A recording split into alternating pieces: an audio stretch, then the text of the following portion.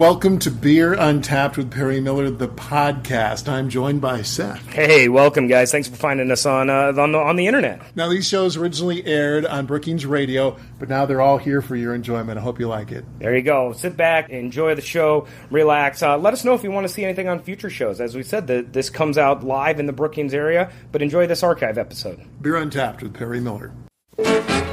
Welcome to Beer Untapped with Perry Miller.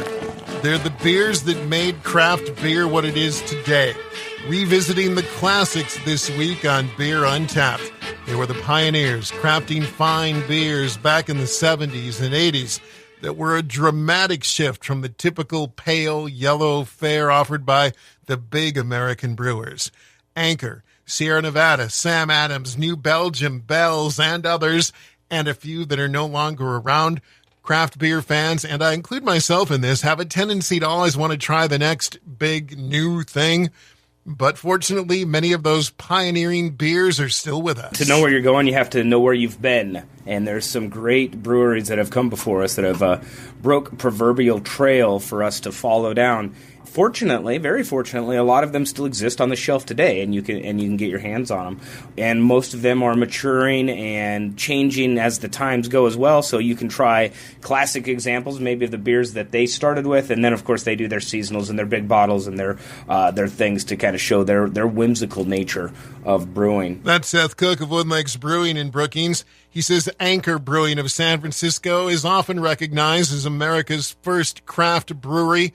Thanks to Fritz Maytag, one of those Maytags, who bought the struggling brewery in the mid-'60s. He's now a man of legend, and it grows every year. Reportedly brewing beers on old dairy equipment, on money invested by friends, fools, and family. And now the Anchor Steam is kind of synonymous with the American craft beer revolution. So if you have a chance to grab an Anchor Steam beer, do. A steam beer is one of the only U.S. styles that really originated here. So not only is it a great craft beer example, but it's a good example of just American brewing. Anchor was still struggling in 1971 when Maytag did something unheard of in America. He changed the recipe of Anchor Steam to an all-malt brew, eliminating the cheaper adjuncts the big brewers were all using. At that time, quite revolutionary. I mean, this was coming from way left field while all the other breweries were continuing to mechanize and industrialize and use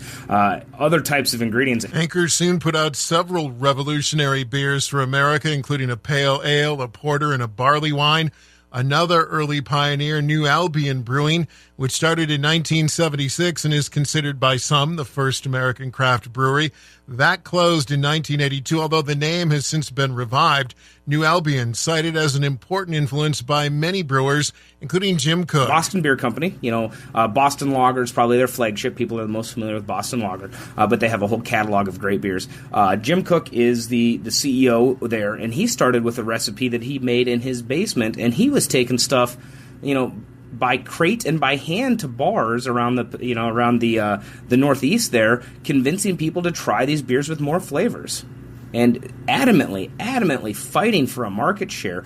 And the things that happen today in the craft beer world would not exist without Sam Adams and what Jim Koch did. More on the classics when Beer Untapped continues in a moment. It's that time of the year to celebrate beer, so why don't you try something new? I'm willing to bet that you won't regret sampling these handcrafted brews. Welcome back to Beer Untapped as we revisit the classics.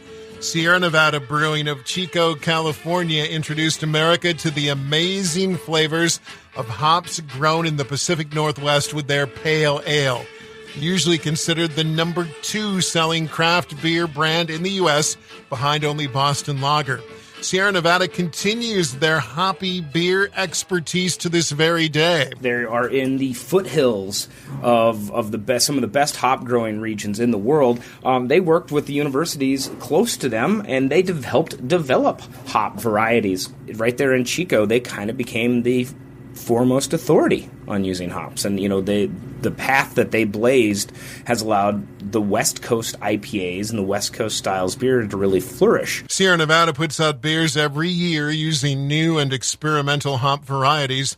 Seth says a pioneer that often gets overlooked is Alaskan Brewing, which was founded in 1986. Because of their remote location, they had to innovate and find ways to be as efficient as they possibly could. Alaska Brewing Company began to use, one of the first people to efficiently use a mash system that extracted so much sugars out of it. It's like a mash press, that by the time they were done with it, they could take these bales of spent grain, instead of shipping them on, they could actually burn them in a furnace to heat up and boil the beer. So they're able to repurpose that.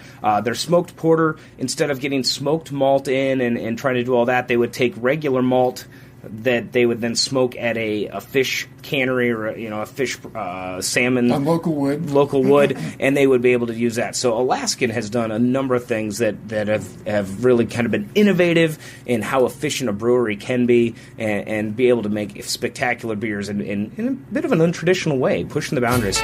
I got time for one more round and a six-pack to go. So let's have some fun. Let's put together a mixed six-pack of craft beer classics you should try, and that are all available right here in Brookings. There's the obvious ones we agreed on: Anchor Steam, Boston Lager, Sierra Nevada Pale Ale, and New Belgium's Fat Tire. Seth lobbied for a Goose Island beer, maybe their IPA or Honkers Ale. That is now an AB product, but they did a tremendous amount for the Midwest. They were focused around Chicago. And one of the beers, to fill the last slot would be kind of hard. It would maybe for South Dakota we should do Odell IPA, because they were kind of the first. The last beer will also be the point of contention. Maybe the Odell IPA. I would actually lobby that maybe a wheat beer from Kansas City. Boulevard might. Boulevard. I mean, Boulevard here was for a long time. There's a lot of times that people drank Boulevard because that was the one alternative to a lot of the other things. Or maybe a beer from New Ulm. Or a beer from New Ulm. That's referring to August Brewing Company of New Ulm, among the very first brewers in the nation to make a wheat beer. They started making their Hefeweizen in 1984. So here's my classic beer mix 6. Anchor Steam, Boston Lager, Sierra Nevada Pale Ale, Fat Tire. I'm going with Odell IPA because they are one of the first big IPAs available in South Dakota, and Goose Island Honkers Ale. So what's in yours? That's it for this week's show. Until next time, drink local and drink responsibly. Drink a classic or two.